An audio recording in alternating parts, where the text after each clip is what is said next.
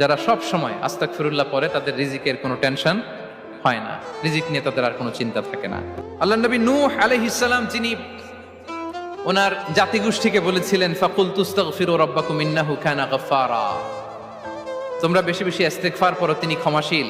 ইস্তিগফার করলে কি হবে? ইউরসিলিস সামা আলাইকুম মিদরারা, রহমতের বৃষ্টি বর্ষণ হবে, তোমাদের জমিগুলো উর্বর হবে। ওয়া ইউমদিদুকুম বিআমওয়ালি ওয়া বানিন, আল্লাহ তাআলা তোমাদেরকে সম্পদে বারাকা দিবেন, সন্তানে বারাকা দিবেন। ওয়া ইয়াজআল লাকুম জান্নাতিন ওয়া ইয়াজআল লাকুম আনহারা, তোমাদের ফসল ক্ষেতগুলো সবুজ শ্যামল হয়ে ভরপুর হবে, তোমাদের রিজিকে বারাকা নেমে আসবে। তাহলে আমরা যেন যারা সব সময় আস্তাগফিরুল্লাহ পড়ে তাদের রিজিকের কোনো টেনশন হয় না, রিজিক নিয়ে তাদের আর কোনো চিন্তা থাকে না। আল্লাহ নবী নূহ আলাইহিস সালাম যিনি ওনার জাতিগোষ্ঠীকে বলেছিলেন ফাকুল তুস্তাগফিরু রাব্বাকুম ইন্নাহু কানা গাফফারা, তোমরা বেশি বেশি ইস্তিগফার পড়ো, তিনি ক্ষমাশীল।